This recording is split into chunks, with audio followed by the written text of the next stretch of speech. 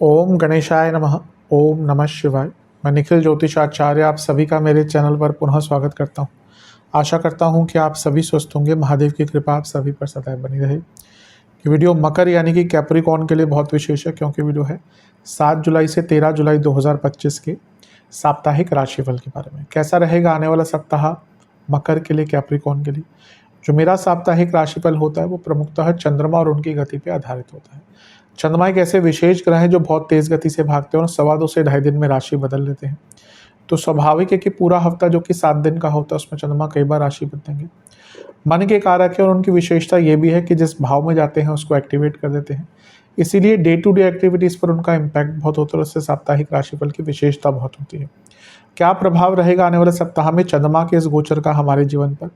क्या संभावितः अच्छा, क्या संभावितः बुरा हो सकता है? इन सभी चीज़ों को जानने के लिए, समझने के लिए, परखने के लिए ये जो साप्ताहिक राशिफल होता है ये अति विशेष होता है। यदि आपकी लग्न राशि या चंद्र राशि मकर है, दोनों ही गाइडेंस के लिए इस राशिफल को देख सकते हैं। जहाँ से ज़्यादा सूट करता है और रिलेट करता है वहाँ से इसको ऑब्जर्व कीजिए। व्यक्तिगत तौर पे मेरा मानना है लग्न से देखेंगे तो अच्छा। इनकेस नहीं पता आपको अपनी लग्न राशि, तो आप अपनी चंद्र राशि से भी इसको देख सकते हैं। शुरू करते हैं। चंद्रमा आपके 11वें भाव में ही रहेंगे, यानी कि वृश्चिक में। 6 जुलाई की रात को वहाँ पे आ चुके होंगे, शाम रात के आसपास, और 7 जुलाई को ऑलरेडी वहीं पर रहेंगे और 9 जुलाई सुबह के 4 तक आपके 11वें घर में ही रहेंगे। चंद्रमा का 11वें घर में आना अच्छा होता है। नीच का ग्रह कोई पैसे आदि के लिए बुरा नहीं होता और ये लाभ स्थान है, केंद्र के स्वामी है। तो धन प्राप्ति के लिए, बिजनेस में आगे बढ़ने के लिए, एक्स्ट्रा पैसा कमाने के लिए अच्छा। बल्कि आज के टाइम में नीच का ग्रह और ज़्यादा अच्छा इम्पैक्ट देता है। बस प्रॉब्लम ये है कि यहाँ पे चंद्रमा पर इम्पैक्ट देखिए थोड़ा सा नेगेटिव ज़्यादा है। एक तो नीच के हो गए तो अपनी जो उनकी सेंसिटिविटी होती है चंद्रमा की वो प्रभावित रहेगी, यानी कि आप बहुत व्याकुल रहेंगे, विचलित रहेंगे, इच्छाएं बहुत ज़्यादा आपके ऊपर हावी रहेंगी। और केंद्रम योग में है, इसका भी प्रभाव आता ही है। और इसके साथ ही मंगल का प्रभाव है अष्टम से। अब ये मंगल की खुद की राशि है, लेकिन मंगल अंगारक दोष बनाकर बैठे हुए हैं, ठीक है। और गुरु से भी छठे में है, तो शकट योग भी बन गया। अब ये पुनः कहूँगा धन प्राप्ति के लिए अच्छा समय है। क्यों? क्योंकि मंगल लाभ स्थान के स्वामी अष्टम से होकर लाभ स्थान को देख रहे हैं और वहाँ पे सप्तम के स्वामी, तो स्पेशली बिजनेस में तो बहुत पैसा आ सकता है। लेकिन नीच के चंद्रमा अंगारक दोष के युक्त मंगल का प्रभाव, यानी कि जैसा मैंने शुरू में कहा कि इच्छाओं पर बिल्कुल कंट्रोल नहीं हो पाएगा। और गुरु से क्योंकि अष्टम में हो गए, सॉरी छठे में हो गए, तो शकट योग बन गया। तो चीज़ें जो डिले होंगी ना बहुत फ्रस्ट्रेट आपको करेंगे। तो थोड़ा व्याकुलता तो दिख ही रही है। और क्योंकि 11वें घर में नीच के चंद्रमा व्यक्ति को अपने नॉर्मल चरित्र से हटकर कुछ करने पर मजबूर करते हैं और व्यक्ति बहुत ज़्यादा रिस्क या अनसोशल चीज़ें भी कर सकता है, जो मकर वाले लोगों का प्रभाव या व्यक्तित्व नहीं होता। अच्छा, एक अच्छी चीज़ है कि शुक्र का इम्पैक्ट है और जो योग कारक हैं आपके स्वराशि के बैठे हुए हैं, तो ये फिर से कहूँगा धन प्राप्ति के लिए अच्छा है। पर मानसिक दृष्टिकोण से केवल दिख रहा है कि हफ्ते का शुरुआती भाग थोड़ा कष्टकारी आपके लिए जा सकता है। उस पर कंट्रोल काफ़ी करने की आवश्यकता है आपको।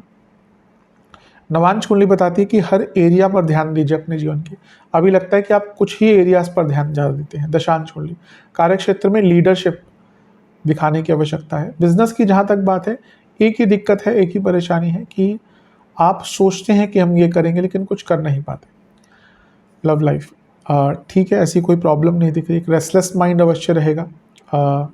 उसका प्रभाव रिलेशनशिप पर मत पड़ने दीजिएगा। वैवाहिक जीवन, यहाँ पे भी चीज़ें ठीक है, एक फ्लो लाई अपने जीवन में। जहाँ तक स्टूडेंट्स की बात है, एक प्रकार से थोड़ा इल्यूजन में है आप चीज़ों को बहुत अच्छी तरह से समझते नहीं हैं और स्टार्ट कर देते हैं। इसके कारण अपना ही नुकसान करते हैं। सेहत के हिसाब से गले के रोग, इन्फेक्शंस और लोअर बॉडी में प्रॉब्लम। सर्वाष्टक में आपका चौथा भाव अत्यंत बली है, जो इंडिकेट करता है कि इमोशनली ड्रिवन कोई डिसीजन मत लीजिएगा यहाँ पर। हाँ, एसेट्स के लिए अच्छा टाइम है, क्योंकि चंद्रमा 11वें घर में चौथा भाव बली है। एसेट्स खरीदना है, प्रॉपर्टी खरीदना अच्छा टाइम है। 9 जुलाई सुबह के 4 बजे के आसपास चंद्रमा आ जाएंगे आपके 12वें घर में, यानी कि धनु में, और 11 जुलाई दिन के 1 बजे तक उनका प्रवास यहीं पर रहेगा। चंद्रमा का 12वें घर में आना बहुत अच्छा नहीं माना जाता। सप्तमेश है, अपने से छठे घर में जाएंगे तो मैरिड लाइफ पर थोड़ा सा इसका नेगेटिव इम्पैक्ट पड़ता ही है। और बिजनेस में भी थोड़ा सा इसका कभी कभी होता है कि कुछ खर्चे ज़्यादा, वैसे भी 12वें घर के चंद्रमा खर्चे ज़्यादा करवाते ही हैं।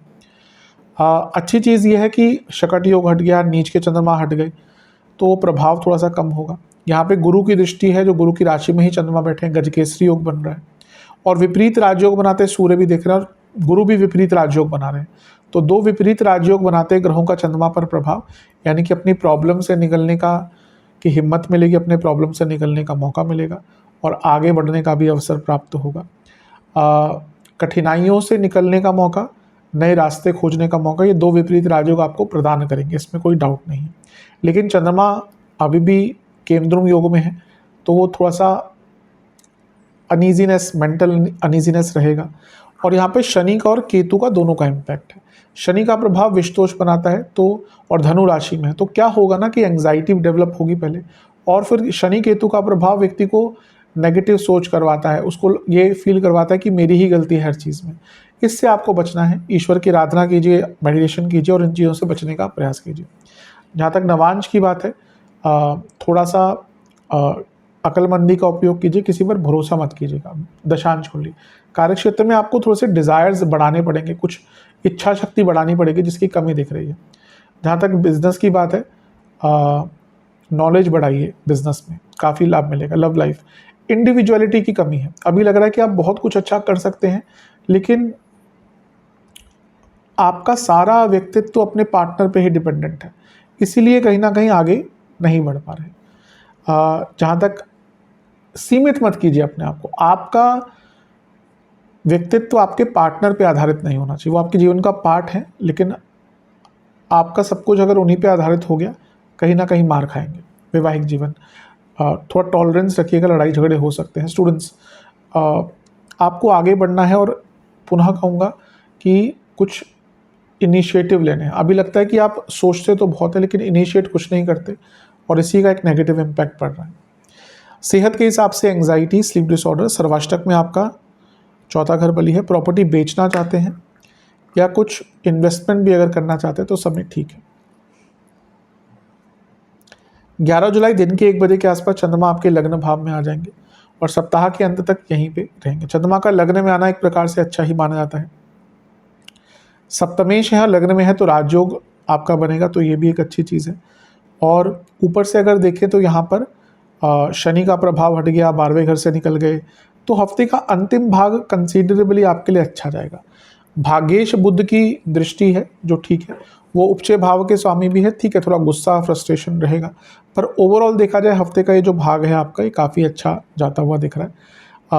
क्योंकि भाग्येश की दृष्टि है और चंद्रमा सप्तमेश है, तो बिजनेस में लाभ बहुत होता हुआ दिख रहा है, और इवन एक पॉजिटिविटी, इवन एक बैलेंस आता हुआ दिख रहा है। बस एक ही दिक्कत है कि बुध और चंद्रमा जब भी समसप्तक आते हैं, साथ में बैठते हैं, तो कन्फ्यूजन बहुत होती है। तो कोई भी कन्फ्यूज्ड निर्णय, जहाँ पे आपको लगता है कि भाई ये मुझे श्योरिटी नहीं है, ऐसा कोई निर्णय मत लीजिएगा। शकट योग फिर से बन गया, तो इस हफ्ते में मैं हमेशा कहता हूँ शकट योग आसपास ही बनता है, या तो एक ही हफ्ते में 2 बार बन जाएगा, या फिर हफ्ते के अंत में, अगले हफ्ते की शुरुआत में बनेगा। तो कोशिश कीजिएगा कि इस पूरे हफ्ते टाइम मैनेजमेंट पर बहुत ध्यान देना है, कोई भी कार्य डिले ना हो, कोई भी कार्य आप अपनी तरफ से आलस से पूर्ण तरीके से ना करें। छठे घर के स्वामी बुध की दृष्टि है और चंद्रमा 7वें घर के स्वामी है। बिजनेस में कोई कॉम्प्लिकेशन या कोई अदरवाइज लीगल कॉम्प्लिकेशन आ रही थी, उसको कॉम्प्रोमाइज म्यूचुअल डिस्कशन से सॉल्व करने का अवसर मिल सकता है। हफ्ते का अंतिम भाग कह सकते हैं आपके लिए सबसे अच्छा है। नवांश कुंडली, बहुत सारे बदलाव एक साथ लाने की कोशिश मत कीजिए, कुछ यात्राएं करनी पड़ सकती हैं अचानक से। दशांश कुंडली, कार्य क्षेत्र में आपको थोड़ा बदलाव लाना पड़ेगा अपने तरीके में, अपनी नॉलेज में, तभी आगे बढ़ पाएंगे। बिजनेस में बहुत अच्छा, बिजनेस के लिए हफ्ते का अंतिम भाग बहुत अच्छा है, पैसा भी आएगा, आगे भी बढ़ेंगे। लव लाइफ में देखिए एक ही परेशानी है कि दोनों का ही व्यक्तित्व बहुत चेंज हो रहे हैं, समय के साथ होता है, सबके व्यक्तित्व चेंज होते हैं, कोई इसमें गलत चीज़ नहीं है, प्रकृति है, नियम है, पर दोनों ही एक दूसरे को समझ नहीं पा रहे और दोनों ही एडजस्ट नहीं कर पा रहे, इसी के कारण प्रॉब्लम्स आ रही हैं। दोनों ही एक दूसरे को समझिए, बदलाव को समझिए और एडजस्ट कीजिए। जहाँ तक वैवाहिक जीवन की बात है, बहुत अच्छा नहीं दिख रहा, लड़ाई झगड़े हो सकते हैं। स्टूडेंट्स, वैवाहिक जीवन में कम्युनिकेशन प्रॉब्लम बहुत रहेगी। स्टूडेंट्स, आपको अगर आगे बढ़ना है तो अपने आप को आंतरिक रूप से पहले स्ट्रॉन्ग करना पड़ेगा। अभी लग रहा है कि मन मस्तिष्क चिंतन उतना स्ट्रांग नहीं है, इसलिए आगे नहीं बढ़ पा रहे। सेहत के हिसाब से कफ रोग और पेट के रोग सर्वाष्टक में आपका तीसरा घर अत्यंत बली है, जो अपने आप में अंकित कर रहा है कि कुछ अलग करना पड़ेगा अगर जीवन में अब आगे बढ़ना है। अभी ओवरऑल मैं मकर वालों को कहूँगा कि आपने बहुत चीज़ें सोची हुई हैं, उनको करिए, अब टाइम वेस्ट मत कीजिए। उपाय के स्वरूप में शनि चालीसा और हनुमान चालीसा का आपको एक एक बार पाठ करना है। आशा करता हूँ वीडियो काम आएगी। चैनल पर नए सब्सक्राइब कीजिए, वीडियो को लाइक कीजिए। मिलता हूँ अगली वीडियो में, तब तक के लिए ओम नमः शिवाय।